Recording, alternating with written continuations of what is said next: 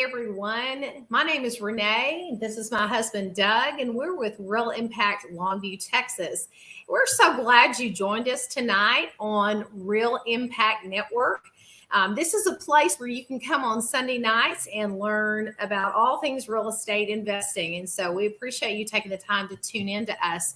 Before we go any further, though, I would like to encourage you to go ahead and hit the subscribe button on this channel. And the reason we encourage you to do that is so that if you have questions while we're going through this call tonight, you can actually have an opportunity to put those into the chat box. So be sure and subscribe, and then you can communicate with us clearly. So we're going to be talking about how to find deals. There's a lot of different ways to find deals, and we're going to be going over some of those ideas tonight with you. But I want you to understand that this Real Impact Network Sunday night call is a weekly call that we do every Sunday. And it's a place where our master trainers with Real Impact share with you information on how to do your real estate investing. And we're here to help answer any questions you may have. So if you are curious about how to find us, let me tell you a little bit about us. We have free local meetings that you can participate in. And to be able to find those, you can go to impactreitraining.com or realimpacttraining.com. And at realimpacttraining.com, just click on meeting, the meeting tab. It's red, and it'll take you to the calendar and show you where all of our locations are. We have a lot of them across the state of Texas. So we hope you'll find one near you and take advantage of those free meetings that can really help you move forward in your real estate investing careers. So why would you want to work with us as real estate investors, and what do we have to offer you? Well, we do have some education available as well, but why us? Why do we think ours is exceptional? Well, first of all, we are working in your local areas, and we're connected with local contractors and other investors. And that networking aspect can be very, very beneficial for you as you're working on deals. We also get results, and that's an awesome thing. And in addition, I think this is really critical. We help to hold you accountable. Anytime you start something new, like a diet or anything else, if you don't have an accountability person, chances are your success rate is going to go down dramatically. So that's something that we can offer as well. So with that in mind, we want to open this forum up to all of the master trainers here tonight and start answering a few questions. So let's go ahead and do that. Oh, yay. We got some of our peeps with us tonight. Yay. So let's go around and let's just do a real quick introduction. This is Roger Pascal, who is our CEO of Real Impact. Hey, Raj. Hey there. I've got a really bad connection tonight, but we'll hang in, man. Bad connection. Well, just listen. That's great. We have Karen Maxwell, who is our Real Impact Master Trainer from the Plano area, and she is also our Corporate Sales Director for Real Impact. Hey, Karen. Hi. Glad you're here tonight. And Glad then, to be here. Yay. And then in addition, we have Eric, and Eric is our Impact Master Trainer in Grand Prairie. How's things in Grand Prairie, Eric? Things are grand in Grand Prairie. Of course they are. We're glad to have everybody on the call. Now, Karen is going to be moderating for us tonight, and I know we've already got some questions. So, Karen, why don't you go ahead and handle that for us this evening? I sure will. All right. So I thought we would start off tonight by just kind of going around and asking everyone this question. So I'm going to start with Doug and Renee. How did you find your last deal? Okay, that's a great question because the topic tonight is where do I find the deals, right? Right. Our last one we found just word of mouth. So when we go to church or to any other event, meeting people, we often get into conversation with people, and first thing I do is I ask them what they do, because I want to be interested in them. If it goes toward real estate investing, fine. If it doesn't, I'm okay with that too. But what happens when you ask somebody else what they do, they're going to normally ask you what you do. Right. That's And right. it invariably, of course, when I say, well, I'm a real estate investor, what they hear is not real estate investor. What they hear is real estate agent. And so that's okay, because that doesn't matter to me, because if they think that I'm a real estate agent, I can't control that. And if they find a house or find someone that has a house or they have a house for sale, they may very well call me. And that's what happened with these guys, is that they call us. And at that point, I told them, you understand we're not real estate agents, we're real estate investors. They said, yes, we know. We can't list it. We don't have the money to come to the closing table anyway. That's what they believe. So whatever they believe is what we have to really go with. And that's how we found our last deal. It turned out really nice. Very good. Very good. Follow up to that is, a lot of people think that you have to use a real estate agent or a realtor to sell a house or buy a house. And that's not always true. So, Nope. Well, I guess it's never true. But anyway, it's never true. that's what they believe. That's all they've ever known. So, Eric, how about you? What was where did you find your last deal? Well, I'm right now looking at two different deals I found on a pre-foreclosure list. Oh. I'm still pursuing both of them, but that's another whole kettle of fish.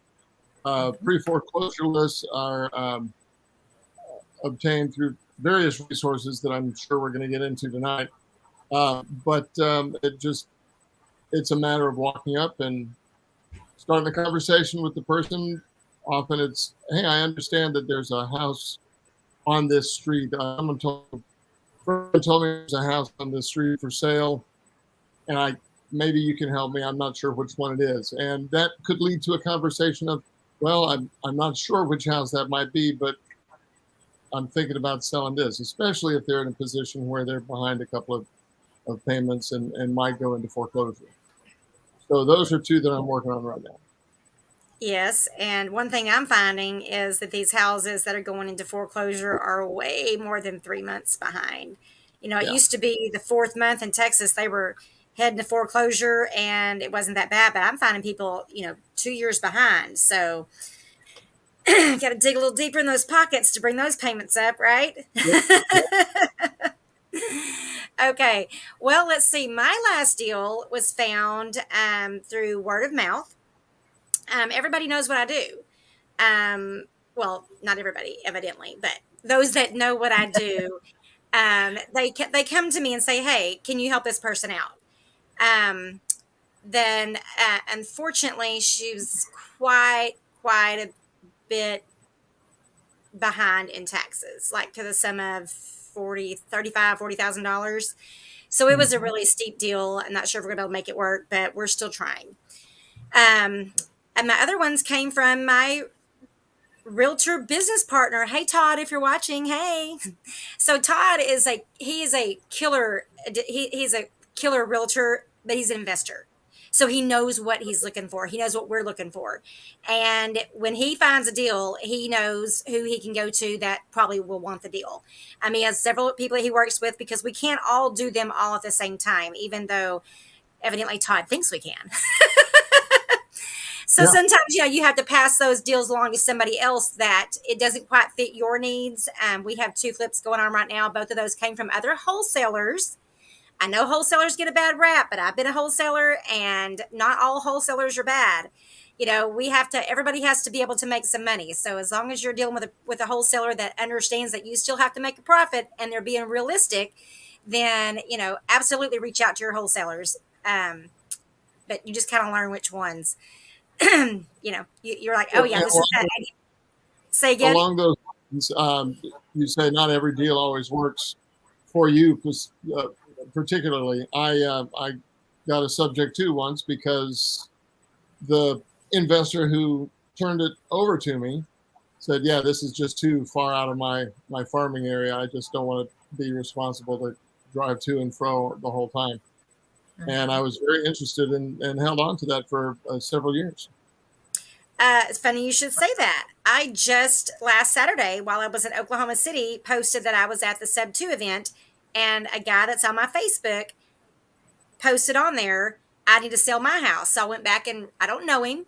We've had a couple of conversations on Facebook, and so I went back and refreshed my memory as to what we were talking about. And it was not the property that we were discussing a year ago, but he was wanting to sell his personal residence that he had moved out of. So I talked to several people there that day, and I talked to Tao and David, turned it over to her, and she said, I think I have a buyer. And I just handed it to her because it's not in I don't need a property up in Oklahoma. Not that I don't want one. I mean, I can buy properties anywhere, but that house needed a rehab and it wasn't going to be convenient for me. Then also during that meeting, I talked to Roger about a Sub 2 and turned it over to somebody else that was from the area where that property was, because it's not in an area that I want to be in. So again, I can't keep them all. We'll also build goodwill among investors. You give me one today, I'll give you one next week. Yeah, and because if she ever hears of one in an area where I'm at, she may say, you know what, Karen lives up there. Maybe she would want it, and she'll give me that, inside scoop before anybody else. Yep. All right. Well, thank y'all for that. We'll go on to the next question. It is, when you're getting started. Now, remember, this is when people are getting started. I know we're all pros, and we'll pretty much do we'll get to that later. But when you're getting started, should you try using multiple strategies? Doug and Renee, You guys want to take that one? Absolutely. When I got started, it was a fluke because I was not a real estate investor. I was just a handyman. That's right. And I just fell into it. But I believe that deal was a wholesale deal because I don't think that investor really wanted to do that job. But I did, and I did really well with it. I think that the way we teach these techniques is that, yes, I want them to try everything. I want them to try REOs. I want them to call agents that are REO agents. I want them to call banks and ask for the REO department. I want them to talk to everybody and tell them that, they're real estate investors. I want them to door knock. Matter of fact, I like to go door knocking with them the first time just to clear the air of what has to happen. And especially if they're going to get a deal, I can go in there and help facilitate that deal. Eviction court. There's so many different ways to do it but you may try one way and you'll go, oh, I don't think I'll ever do that again. But then you may try another way and go, wow, I think I kind of found my niche. Yeah. That's what happened to us with tax sales. Yeah. I don't know a lot of investors that do tax sales, but I love it. So that's the answer to the question. Yes, for me.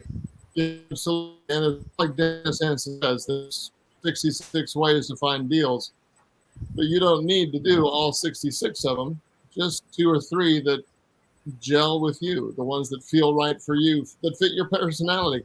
If you're not a person who likes to go and knock on doors, you don't have to. You can go to eviction court. If you're a person who likes to just go to auctions, that might be your thing where you don't have to interact with people. So out of 66 or more ways to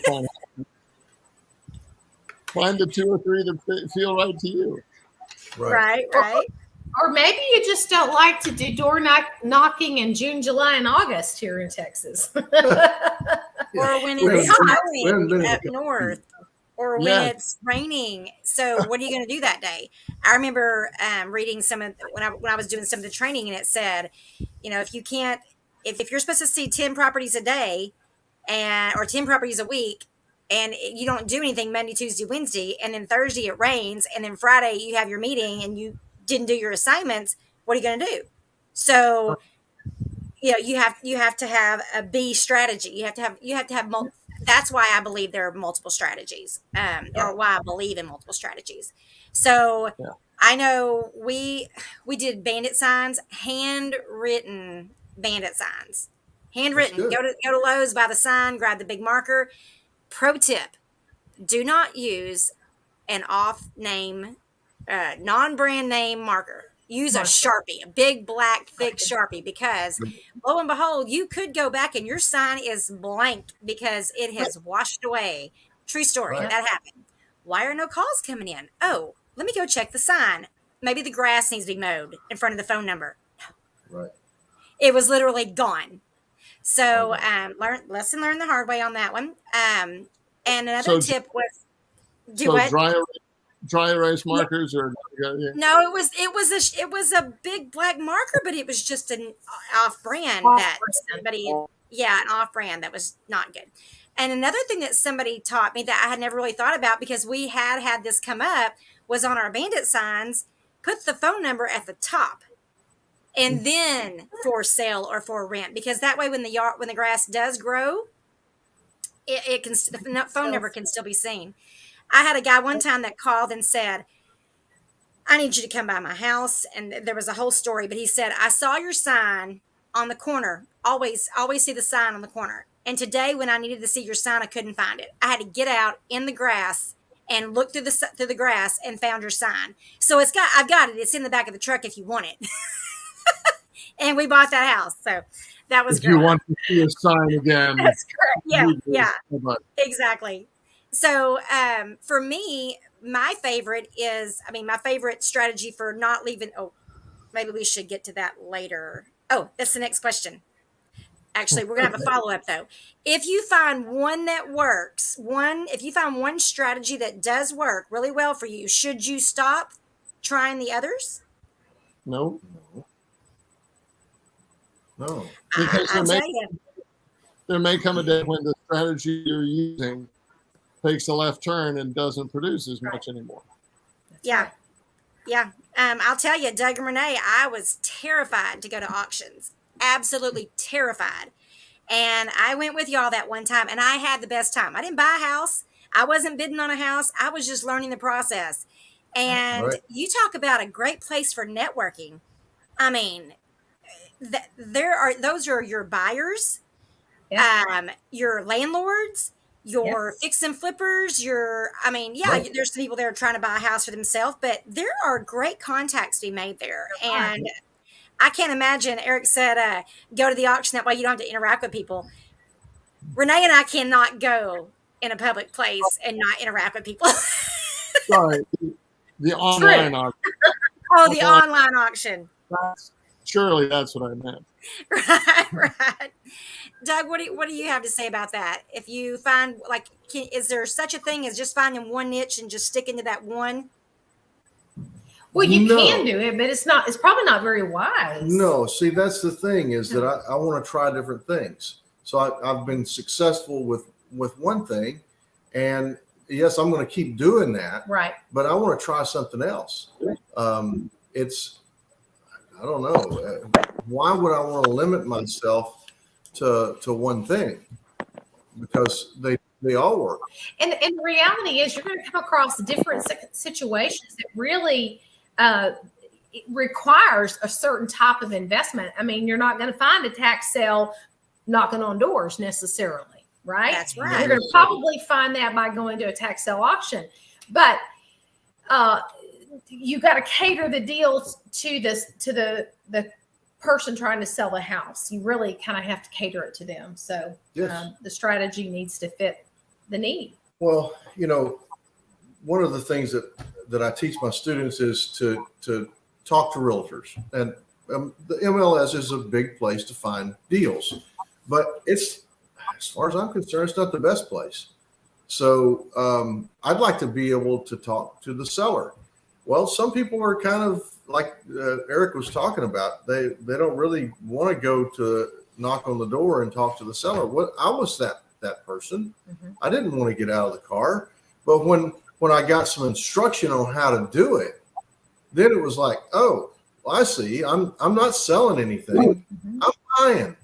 You know, Right. So Change your perspective. change We're your presenting a perspective. problem. We are problem solvers, and that's what if you can't find out what the problem is, you can't create a solution, and you can't come up with options. And if you come to a person at the right time and they are suffering and they are about to lose everything, and you can come in and help them solve that problem and make that problem go away and help them through that, they are so grateful. I mean, that's one of the biggest things for me, is just the help that we give people, and that they're so relieved. And then even our buyers, like, if I sell a house and we've got a cute little house all fixed up, and our buyer comes in and they can bring their family there, I mean, it's just a great feeling to help people. Yeah. Yeah. And to help a person out who his wife didn't want to marry a landlord and he needed to get rid of his house that had no equity, and I was able to help him out with that. Save a marriage right there. That's great. You saved a marriage. Good job. I wish they were all that easy. Oh yeah.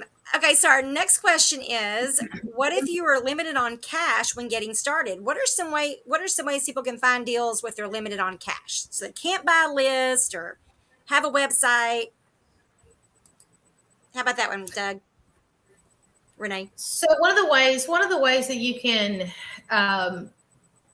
jump in there and get money, is do some wholesale deals.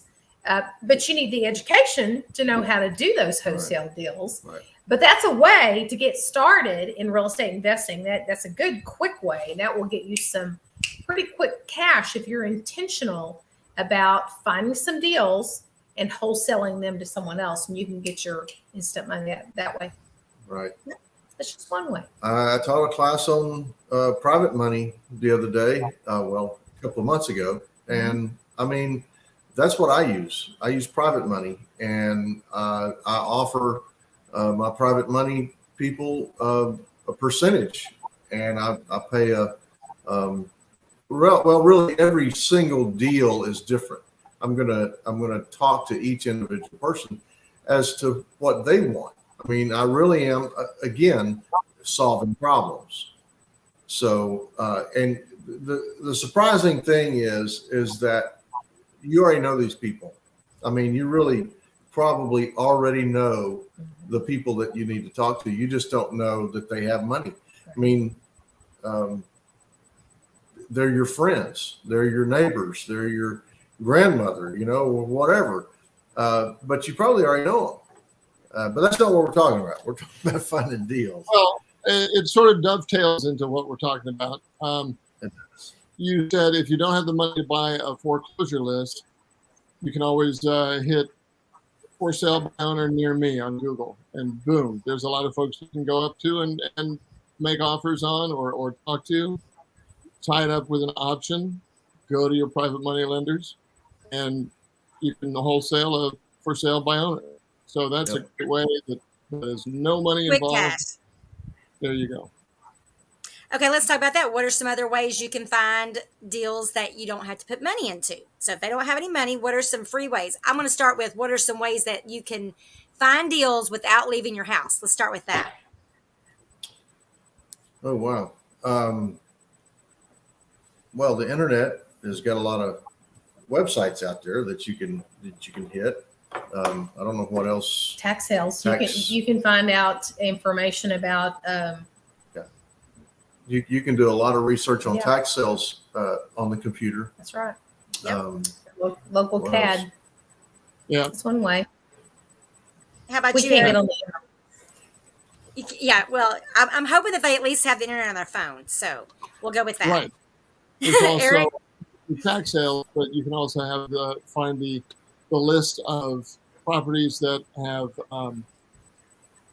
not penalties, overgrown fines. Code. Mhm. Right. code enforcement Yeah. list. Yep. Code enforcement list. It's not a tax list, but the code enforcement list often can lead you to houses that are vacant and possibly owned by someone who is not in the city, maybe out of state, and they've had 2 or 3 violations. Their contact information is right there. You can send them a yellow letter. You can reach out to them. If they've had 2 or 3 code violations, it's a pretty good indication that they are an absentee owner, and they stand a good chance of not wanting to do that property anymore. Right. So, code violation. So I look at estate sales online. I look in the Facebook group pages for houses for sale.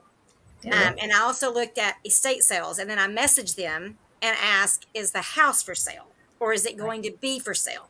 Right. Anytime I see anything like that, I chime in. And that I actually did wholesale a deal over here in Gilmer back during COVID, I believe. And I checked in with that guy the other day, and we had the ARV at 130, 135 or so, and I saw that he sold it for 149. Even though it took him a little longer to sell, I think it took him about 2 months because he was listed it for like 165. So I'm always very proud whenever I see my estimated ARV be right there or lower than what they actually got. Yeah. Let's see. Craigslist. So Craigslist and Zillow for sale by owners, like Eric said. Sometimes your local newspaper is online, so go look there. Right. That's true. Newspaper. I know that paper that we used to open up and you scroll to the real estate section. Because remember, guys, a lot of people they're still old school. I mean, I go look at the newspaper online for obituaries when someone sends it to me. That's about the only time. But as just like when we were trying to get people to come to our meetings, we want to follow up with them, we will send them an email, a text, phone call, in-person invitations. And we really want you at our meetings, guys. Yeah. It's great networking. But I wanted to tell y'all about one that our CPA told us about at my meeting on yesterday. This was genius. He said, go play bingo. He actually said for us to buy a bingo parlor, but go play bingo. And he wears a big shirt that says, I buy houses.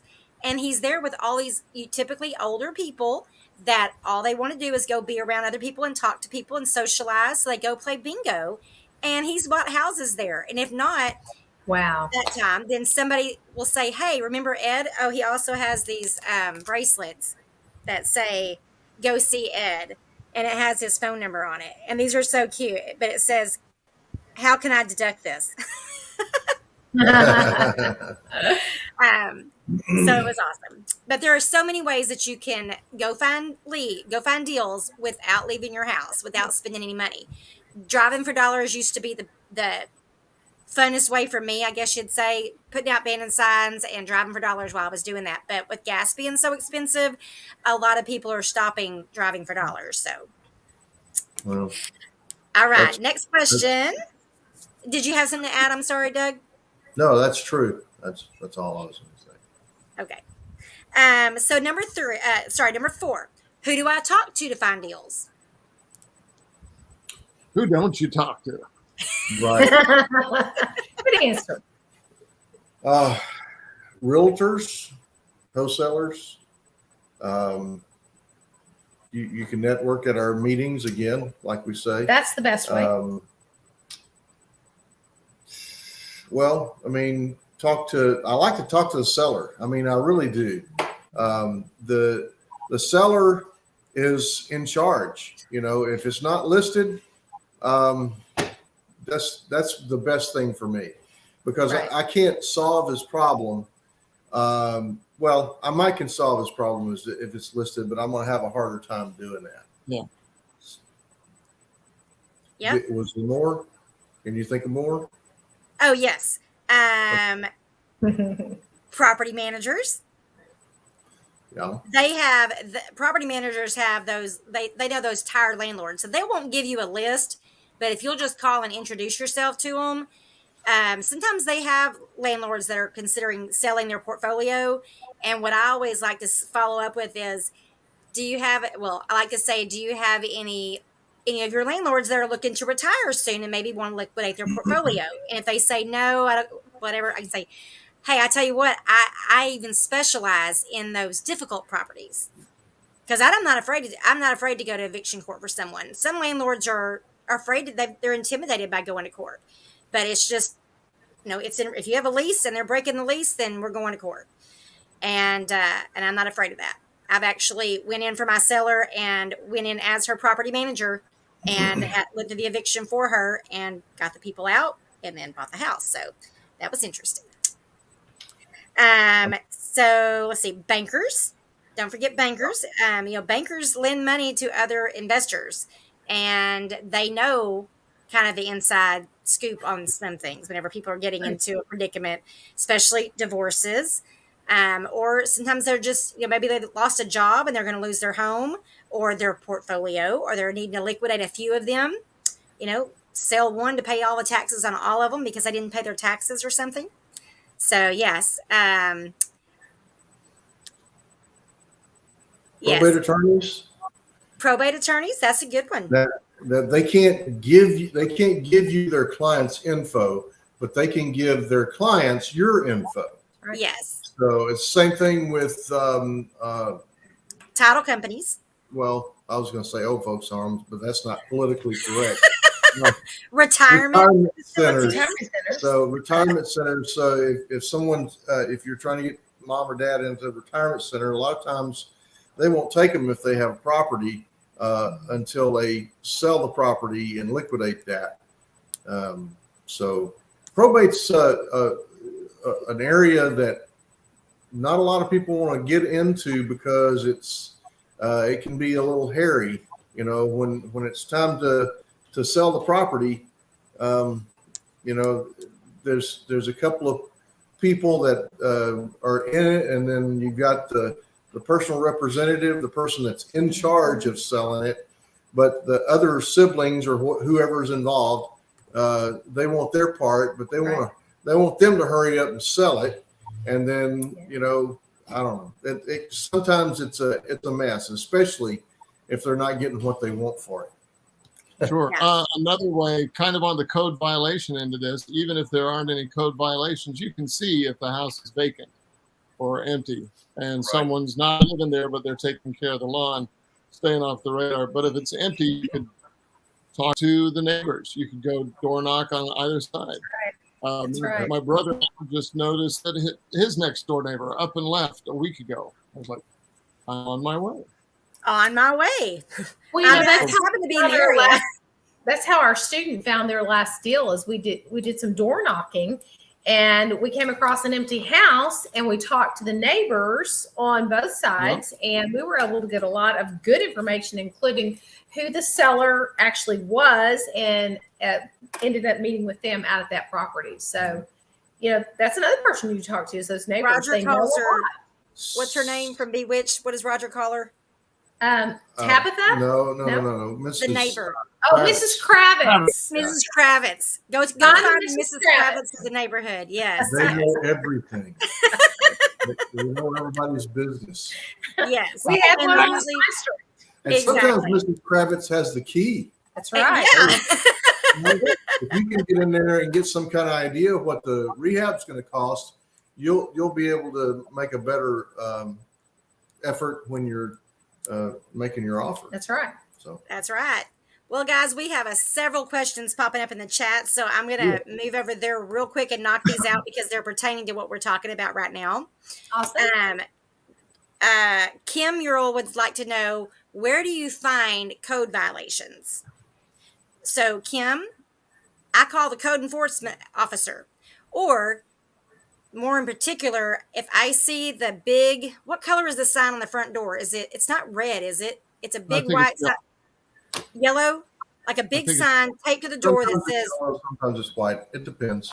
This property is condemned, or code violation. It'll have something on there about what it is. It won't tell you what code it's violating, but it's obviously there's something. I get the address. I call the code enforcement officer and I say, I was thinking about trying to buy this house. What do you know about it? What does it need?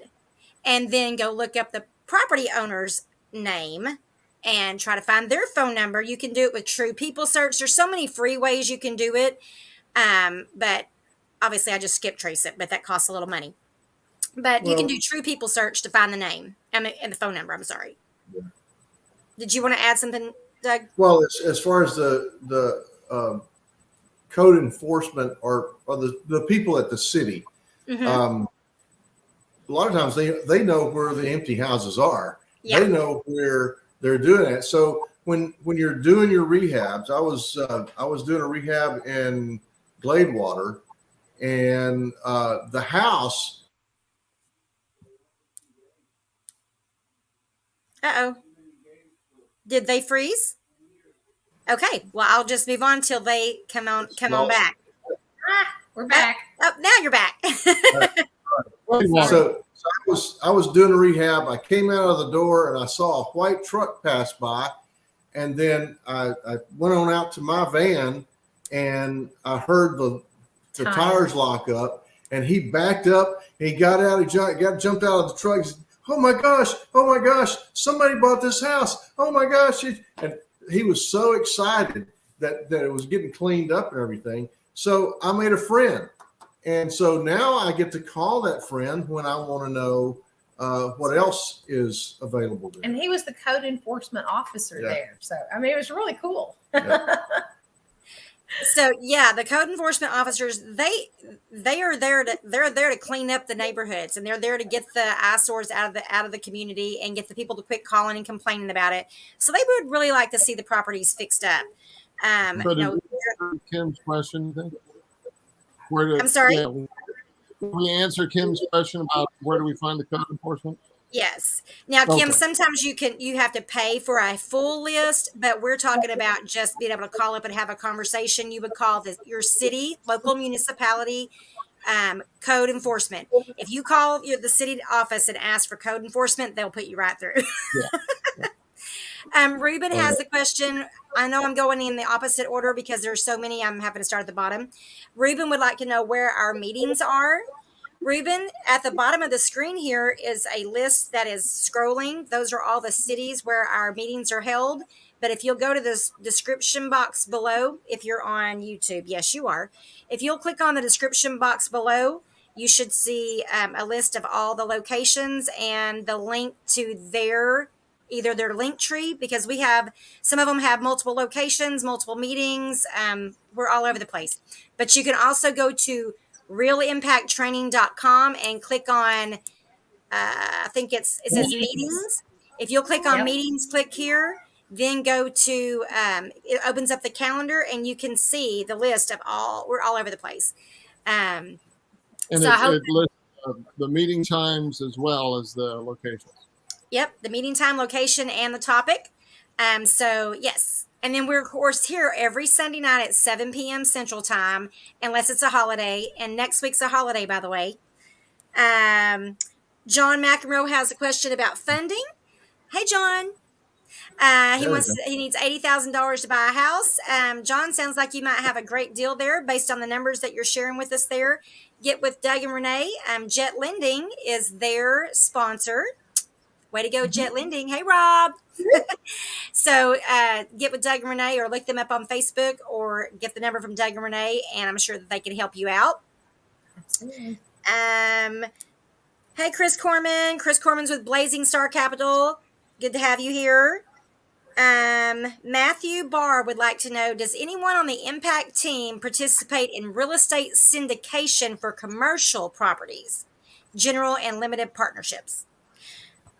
Matthew, I can't answer for anyone else. We all, as IMTs, we all kind of we have our own niche as far as what we invest in. And mine is personally single family. So I don't think that any of us do. Maybe some of the others, but like I said, I can't answer for them. I believe I know of one who did. So, but I'm not going to Yeah, I I'm not can't sure. speak for anybody Yeah. else, Matthew. Sorry about that. But if you'll message us and reach out to us, you can call me at 903-445-6023, and I will check with that person and see if they're still doing that. So good deal. Yeah. Okay, I think that's that. Let me get back over here to our other questions. Okay. What makes a seller motivated? So Divorce? many. All kinds of things. So, death, change of a job. Wow. We talked the last sub two I did. The lady said, "I hate this house." So who knows? That's why you have to talk to the seller. Yeah. What else? Downsizing. Downsizing. Yes. Downsizing, where the kids are gone. We've got too much house to take care of. We want to move out to the country. My neighbor down the street raised 6 kids in their house, and they sold it just recently and said, "We're moving to East Texas." And I gave them Roger and Linda Jean's number. Awesome. It was in Tyler. It wasn't in Longview. Oh, well, that's not easy. My first thought was were they wanting a pretty house or a smelly house? Because Linda Jean sells the pretty houses and Roger sells the smelly houses. Okay. So bankruptcy, loss of job, having another baby, and maybe they're upsizing. What about people that are their family's expanding? And they need a 4-bedroom and they're selling their 2 or 3 bedroom. Right. What if they're having triplets all of a sudden? It happens. It happens all the time. I mean, people, they are their own reasons for being motivated. Like Doug said, she just hated the house. Maybe the ex-wife and the husband bought the house, and she's the new wife, and she just wants something else. Maybe mom's coming to live with you. Maybe your in-laws are coming to. Maybe your mother's coming to live with you, or your parents, or your grandparents. There's all kinds of reasons. Yeah. And you are not to judge. You can't ever say they would never sell that house. You would be surprised. Perhaps it's the house has been inherited by the seller or by someone they don't want to have another house. So inheritance, or it's in probate. So. And you would be surprised. I mean, some of y'all might be surprised how many times the grandfather passes away and the children have absolutely zero interest in being a landlord, and they want to liquidate those properties. Yeah. And what about the person who found out after owning for a little while that they aren't really ownership material? They have to mow their own yard. They don't want to mow the yard. They don't want to pay the taxes. They don't want to fix the air conditioning when it goes out and it's 100 degrees in the summer, or the water heater goes out. You can't call your bank. Right. Yeah, you're right, Renee. I actually had never thought about that. People don't realize that you can't call as homeowners and landlord investors. We can't call our bank to bail us out if the hot water heater goes out. So got to be grown-ups and take care of your responsibilities. I think we may have kind of already covered this questions. What are some of the most surprising places and ways you found deals? Anybody have anyone that they missed? I know I have one. Okay. Go. Okay. I was at work and I had been selling. We've been wholesaling for probably about a year. And the girl that I work with knew very well what I was doing. And she said, "You know what? Maybe y'all should buy my house." I said, "Okay." And we talked about it. And she wasn't behind in her payments. Her mother had moved to town and she had fallen at her house. So she went to go stay with her mother. And her water line busted. So she just had the water cut off at her house because she was living with her mother. And then she went over one day and she could smell gas. So she shut the gas off because she was staying with her mother. Right. The house had been vacant for 7 years. It was squirrel utopia in that house. There were squirrels and they were living in the house was fully furnished. And we bought that house, lived in Small it, size. we remodeled it and lived in it after we evacuated the squirrels. And that was a great little house. And we bought it subject to, and she didn't need it, but it had been sitting there for 7 years and she'd been paying the payments on it for 7 years. So we helped her out. Are you And that's saying happened more often than not. the squatters were squirrely? The squatters were very squirrely, very, very squirrely. Let's see. So we got that. Who has great deals? Out of area owners. Yes, a lot of times people will move out of area. If they own a house here, they move to California and they want to keep their house in Texas because for whatever reason, kids are going to live there. They're going to rent it out. Cousin's going to stay there. Mom, somebody. They are often out of state, out of mind. And then they're like, oh, yeah, maybe I do want to sell that house. Or maybe the mother has passed on and they still have that house and they want to sell that. So you never know. I go back, Karen, to Doug's story. I think that was one of the most interesting ways. He wasn't even looking for a deal, Right. his very first deal. And he was just the handyman. He was going in to fix the place. And the guy sees the joist hanging down in the living room and looks at him. He goes, I'm not doing this deal. And Doug goes, I can fix that. And the guy goes, I'm not doing it. You do it. And he goes, for me, I'm just the handyman. And it turned into a deal. So you just don't know. You just kind of have to learn to keep your ears open.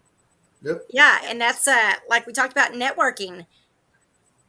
There were deals made at my meeting yesterday in Plano. Well, we were in Addison yesterday, but there were deals made yesterday and connections made. If somebody doesn't know what you do or what you have, you may not even know that somebody else needs it, that you can solve that problem. So talking to people, listening to their problems, and only please offer a suggestion if they're asking for one. But simply say, Right. well, send me your house. I'll take a look at it. But something very simple like that can open up a whole new world for them that they weren't possibly aware of. I think I got all the questions answered. If I missed any, feel free to throw them back in the chat. Anybody? I think I got them all. We do need to go over our announcements. Renee, do you want to start us off with the announcements? Or would you like for me to do that? Well, I can tell you about one thing I'm super, super excited about, and that is our mastermind getaway coming up. Vacation. Woohoo! That's going to be happening in September. I think it's September 21st First to the 25th. 21st to the 25th. 21st through the 25th. I'll be there on the 23rd for sure of September. And here's what you get. For $1,195, 2 adults get to come, 2 kids under the age of 12. All expenses taken care of while you're there. All you have to do is get a plane ticket out that direction and back, and then a shuttle over to the location. It is a great screaming deal at a fantastic location. And we've got some phenomenal trainers coming in as well. So not only is it going to be good, great fun and full of relaxing time, but it's also going to be a place for you to network with other really serious investors. Restful, Private Very money. restful. private money. Sunshine. Lots of great. Lots of great food. Oh my gosh. Cancun. It's going to be great. Yep, we're going to Dreams Jade Cancun. That's All right. inclusive, all your food, all your meals. All your food, all your drinks. We had 62 last year. We had 44 signed up the last time I heard the official count, but I know of at least 2 other couples that are going that have signed up since then. So I'm super excited because if you like talking about real estate, and trust me, I love talking about real estate. If you like talking about real estate and talking to other people that do other kinds of investing that maybe you hadn't thought about, or maybe you're having a problem with and you haven't solved yet, Mm-hmm. go hang out by the pool, breakfast, lunch, dinner, go on excursions together, talking in the lobby. We had a karaoke. We did a cocktail party, a special going away dinner. We talked about real estate all the time, and it was so much fun. the stories that people tell. I mean, you can learn lessons that you don't have to learn. You can learn the lesson from somebody else. Always a helpful thing. It's beautiful and so relaxing. So yes, to sign up for that, you go to mastermindgetaway.com. Yes, sir, Doug? Yep. Well, I'm from East Texas, and of course, the first time that we hear about Cancun, you know, we have to ask, well, is that like spam? Not Thank No, you. it's not. Thank you, Doug. No. Ha ha. Eric, you can hold that one for later.